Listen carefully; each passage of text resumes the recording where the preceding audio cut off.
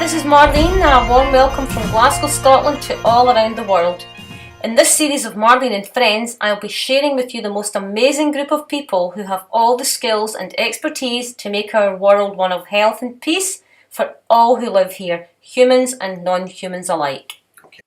My friend and fellow vegan comrade of the soul, Merlin Rees, is the Veganic, vegan organic gardener, professional horticulturist and educator at Shangri-La Gentle World Vegan Education Centre in New Zealand and Hawaii. You know, many of you will know that vegan organic gardening avoids not only the use of toxic sprays and chemicals, but also manures and animal remains. In this interview, Merlin will explain in depth how you can all cultivate your own veganic garden. Like Merlin, I am a vegan in my heart and love vegans for being the most powerful force that are bringing about much needed change as this movement grows worldwide. Merlin's wife, Golden Rees, is also a vegan educator, chef and baker for the vegan restaurant in Maui, co-author of the book Incredibly Delicious, the Vegan Paradigm Cookbook, and works alongside Merlin at Gentle World.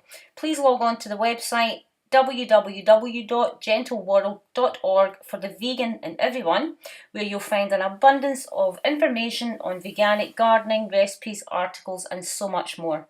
Hi, I'm Marlene Watson-Tara in Service for a Healthy World. My guest today is my friend and fellow vegan comrade of the soul, Merlin Rees, who is Veganic, vegan organic gardener, a professional horticulturist and educator. He's been the head gardener since 1999 at Shangri-La Gentle World Vegan Education Centre in New Zealand, the co-founder of the Far North Organics Association in New Zealand, and also he's the former Organic Inspection Certifier presentation, Grow Your Food Veganically. It's like beyond organic, better than organic. So Merlin, aloha from Scotland and warm greetings to you all in Hawaii. This is just incredible because Bill and I were actually married in Hawaii. We were married in the island of Kauai. Oh, really? Oh, yeah. Wow. So, right on the ocean. So one day we will get back there and then we can come and visit Gentle World and, you know, that would be fantastic, you know. Like you, I'm a vegan in my heart. I love vegans for being basically they're the most powerful force that I can see for the evolution of our species, because until we humans adopt the principles of our mutual friend, Professor Gary Francione, and free all the beautiful, beloved animals that we love and adore around the planet, it's just the same old, same old, same old. It just continues to exist. So I'm hugely excited for you to be on this series and share with the world the work that you guys do in both New Zealand and in Hawaii. So in addition to educating people about veganism, what is the core purpose of Gentle World and when was it founded, Merlin?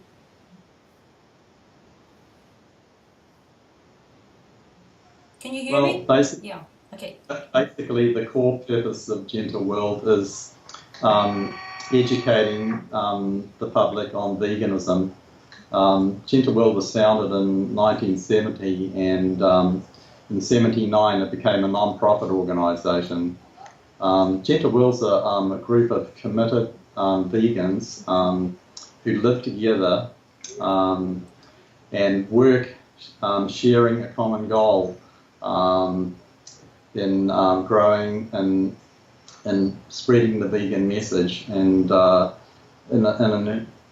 example, in a sustainable lifestyle, by living a sustainable lifestyle, like Gentle World recycles, reuses, regenerates, and relaxes, and has all the qualities of living a sustainable lifestyle in a gentle way. So Gentle World also puts on cooking demonstrations and seminars, and has published several books, and so we have quite a bit of outreach with visitors coming as well and staying with us and learning by example how we live and how we grow our food and live as sustainably as possible for the planet. Fantastic. It's just a beautiful message, right? And long may the world continue to come and study and reach out and take this message all around the world. It's what's so sorely needed. You know, as head gardener of Shangri-La, can you share with the viewers what is veganic gardening? It's particularly important for me to have this explained by a professional like yourself, because sometimes even vegans will contact me, Merlin, and say, Marlene, you know, I've looked into this whole organic gardening and I'm just going to go back to using the commercial stuff because, you know, the organic gardening, it's all loaded with animal manure, and of course, you know, they don't want to be using animals in any shape or form. But I know as an avid gardener, you can grow your own vegetables without using any form of manure from animals. So please enlighten the world about how you do it, Merlin. Sure, it's very simple, really. Veganic gardening is pretty much basically organic gardening without the exploitation of animals and without using their byproducts. It's as simple as that. You know, veganic gardening uses all the sustainable principles of organic gardening, you know, like composting, using crop rotation, minimal tillage, and all those good principles that are in organic gardening is basically how you do veganic gardening, except you may have to grow some more additional nitrogen fixing crops because you're not using the animal fertilizers, and there's just a few little different things to do, but basically it's a very simple form of farming, and it works. I mean, I've been doing it for years, and it's not complicated, and you don't have to go back to using chemical fertilizers or anything like that. Yeah, fantastic. Yeah, me too. I mean, I used to grow loads of vegetables myself, and will be hopefully starting to again soon as we move to a new abode that has a lovely garden. At the moment we're in a penthouse area, so we don't have the facilities. Okay, give them all a heads up. What type of higher nitrogen type foods could they be growing? Well, you know, like nitrogen fixing crops, you know, like lupins, peanuts. Depends on your climate what you can grow. Sure. Like here in Hawaii, peanut is really good. It fixes nitrogen. Also, just basically growing just green manure crops, you know, like any green crop that grows really fast, and then digging it in will add nitrogen and minerals to the soil. So it's a matter of having extra land and, you know, to be able to rotate your crops, have one part growing nitrogen fixing crops or green crops that are resting and can be dug in, and another part that you're growing your food in, and then you keep rotating in different beds to keep the gardens alive. And people can even do that in a small scale, right? They don't have to have loads of land mass, you know, you can do it in your back garden.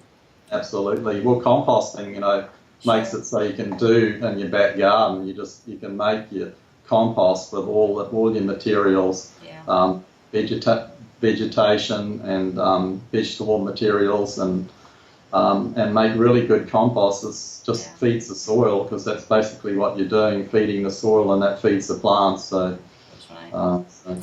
So it's just. And the microorganisms that we have in our own gut, if we are clean, you know, I don't want to go there about composting poos, you know, but, you know, we eat such a clean diet that the microorganisms that we produce go back into the soil anyway, right? So. Yeah. No, that's the thing, you know, so the main thing is to keep the soil healthy. You know, healthy soil is healthy plants and healthy people. So, that's right. And you might need to have to put some rock dust or minerals to help revitalize the soil, or alkaline it with lime or dolomite or something. But basically, the soil, you feed it and it'll feed you. So that's right. We have a great saying, Bill and I, we say if we kill the soil outside, we're killing the soil inside, right? Because we are one of the same, you know, the microorganisms that thrive in the soil are what feed us as humans in our own gut, with the gut bacteria. You know, you welcome visitors, Merlin, from all over the world to participate in your living vegan educational programs, and I might join in your centres in New Zealand and Hawaii. So, what type of work is involved for people that volunteer, and is there like a time frame? Do you like people to stay 3 months, 6 months, a year? You know. Right. Well, it all varies on the time of year. That, like, the work is like everything from planting seeds to chopping firewood. It all depends on the season, the time of year. But, for the orchards and gardens, there's planting seeds, transplanting seedlings, cultivating the soil, weeding, mulching, making compost, pruning, harvesting. There's a whole range of activities that happen in the garden depending on the season and the time of year.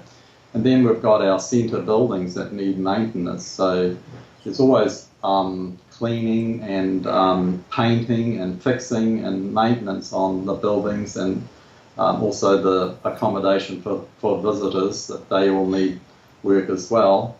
And then we have several number of vehicles, cars and tractors and trucks and a whole host of machinery. It all needs maintenance. So there's always work to be done in that area. So there's a whole host of varying skills. And Shangri-La in New Zealand is a very large property, so we have a roading system that goes through it. Well, all of that needs maintenance because the trees, they grow in and you're having to prune them back all the time. So there's always lots of tree pruning. Plus, there we have a lot of native bush, and we're trying to keep the invasive species like tobacco weed and privet, which comes from the UK, by the way, privet, and gorse, which comes from Scotland. And we're trying to keep those out, of the forest. So that's an ongoing process, having to do that. So there's a huge range of work, and it's varied, and it all depends on the person and their skills when they come. And they can stay, at least a week. Some people stay, they want to stay longer. We try and keep it a week to start with to give as many people opportunity. But then we get people who just want to stay and be part of it. So they actually join the team of vegans that we, our Gentle World group, and become part of our group and work together. And it's exciting. It's really enjoyable. Well, I'm a frustrated horticulturist, so I have to sometime get out there, Merlin, and take a job for a week. Well, definitely. It's a beautiful place and a beautiful piece of land. Yeah. You're in Maui, right? Beg your pardon? You're in Maui in Hawaii? In Maui. Learn Maori? Ah, okay. No, the Gentle World in Hawaii. Yeah. Yeah. Yes. Yeah, that's where I am now. Yeah. Yeah. Okay, yeah. Fantastic. Merlin is co-founder of Far North Organic Associations in New Zealand. What scale of growth have you seen there over the past decades? Has it been growing exponentially, or what's going on? Well, it's interesting. The organic farming has increased a lot in New Zealand. It's, as I can say, for New Zealand, because that's where I'm mostly based. But there's a big growth in the larger commercial organic operations, and a lot of home gardeners. Just 90% of people now in their home gardens are organic, and so there's a big area. When I started 30 years ago, a lot of people hadn't even heard the word organic. They didn't know what it even meant. And when you walked into a grocer's store, you had to go to a specialised health store to get organic product. Now you can go to any food outlet and there's organic, products on the shelves, that's huge. I mean, so it's a big difference compared to when I first started. Yeah, it's fantastic. Me too, actually. You're going to be teaching at the World Vegan Summit in San Francisco along with Bill and I, and your wife is teaching there too and doing some cooking demos, so it's going to be great fun getting together with all our vegan comrades, right? That's when you really feel kind of united and not like a lone ranger somewhere in the world trying to, push the rock uphill yourself. So, and we have the first vegan walk through People's Park to the University of UC Berkeley, so that's hugely exciting. Right? It is. Yeah, I'm looking forward to it. Yeah, me too. It's really exciting. I completely believe, I think probably you do too, that I think living as a vegan now, especially for those in the developed world, right, is so easy, and people still have this, idea that it's very difficult. Once you start transitioning, I mean, what I do is I teach a 4-week program, 4 weeks to vegan, so Oh, wow. the students come and week 1, they learn to cook 7 vegan breakfasts. Wow. From 9 in the morning till 6 at night. Bingo, done. Oh, Week 2, they come and they learn to cook 7 vegan lunches. wow. Professional, done. Week 3, they come, they learn 7 main courses and 7 side dishes. It might sound a lot, but it's from 9 in the morning till 6 at night, and we're cooking and tasting, and of course I do all the, because I teach plant-based nutrition, macrobiotics as well. Cool. And then week 4, we do desserts. I mean, after that, it's a done deal. Yeah, right. It is. It's so simple. I can't understand Yeah. why people find it. The thought. I think it's more psychological. The It thought is, of absolutely, in, you know, in areas it's hard for people to change. yeah, and I think there's a lot of social stigma and stuff still with it too. But, during the last several years, the call to reduce the consumption of animal products has grown and grown and grown tremendously. And, as you know, the vegan recipe blogs have proliferated. There's thousands, literally thousands, if not tens of thousands, with varieties of food and what have you. And even in restaurants and grocery stores, before it was a nightmare trying to get something, and now you can get virtually anywhere, Yep. right? And there's so many different restaurants and things Sure. you can go to that are vegan. Yeah. And for me, there's never been a better time as the demand for veganism grows. And I know, like you're a huge proponent of what Gary Francione and Bob Linden do. So we just got to all keep joining forces and leading with our heart, and know that one day everybody will actually waken up and look and go, seriously, they've done that to the animals. Because if it might not be in my lifetime, but in my dearest dream and heart and soul, that's what I'm praying for every single day. So, apart from it being a social movement, it's just, it's just incredible. So, for many of us, the solution is just simply, not to get bogged down by the theory that, that the non-vegan community in the world kind of do. So, I'm on 24/7 every day with it, Merlin, as I know you are. So, anything else you would like to share with us about the amazing work you're doing in the other side of the world? Right. Well, yes, in New Zealand, I mean, it's an amazing place there, and one of my things that I really love is working on the land, with the soil and the plants. To me, that's such a healing and blessing, just to be able to work with nature and to do it in a gentle way, So. It's just amazing. It's so rewarding, and I just and then you eat the food. It's just so healing, and it makes you feel so good. And in New Zealand, we have beautiful water, that comes down out of the forest. Wow. Because with the land there is surrounded by thousands of acres of reserve, and we have all these streams that come down and meet in Shangri-La. And the water there is just, you can drink it straight out of the river. It's so healing. It's That's incredible. It's just so different from than you get in a bottle that people think's good water. Sure.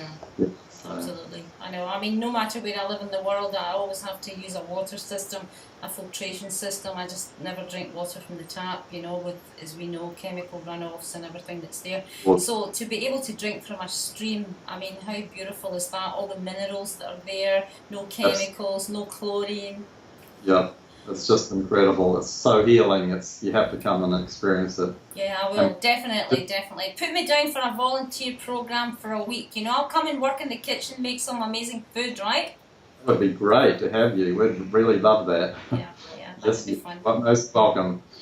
I'll get that on the tour list for sure. Maybe we can do it at the same time, because Bill and I keep saying we have to get back to Hawaii. It's a long time since we've been there, so one day we will return, and then we can do the whole trip at the one time. But we can sit and chat about it, because we're together in a few weeks' time. Absolutely, we Yeah. will. We'll shout about it. Yeah, well, once you get to Hawaii, it's not that far to New Zealand. That's right. It's a very easy trip Yeah. from here. Well, Yeah. that's on the agenda now. I'll come out there with my apron, my chef's hat, as long as I'm allowed out to, you know, do some gardening work, because that's my forte. I love it. I adore it. You know, having my hands in the soil Make sure, and yeah. we'll make sure we have some garden work for Okay, you. fantastic. Well, it's been a joy, Merlin, to chat with another comrade of the soul. I love it. I love you, and thank you for everything you do in the world, with the work you do both in Hawaii and in New Zealand. The educational programs that you guys teach are just phenomenal, and I know you bring on board new people all the time to this conscious way of living. It is the only way forward for humans, non-humans alike, and the planetary health. So I look forward to seeing you in a few weeks, and lots of love to everybody there. Thank you, Marlene. Yeah, it's very nice to talk to you, and thanks for having us on your show. Fantastic. See you soon. Okay, Bye, bye. Merlin.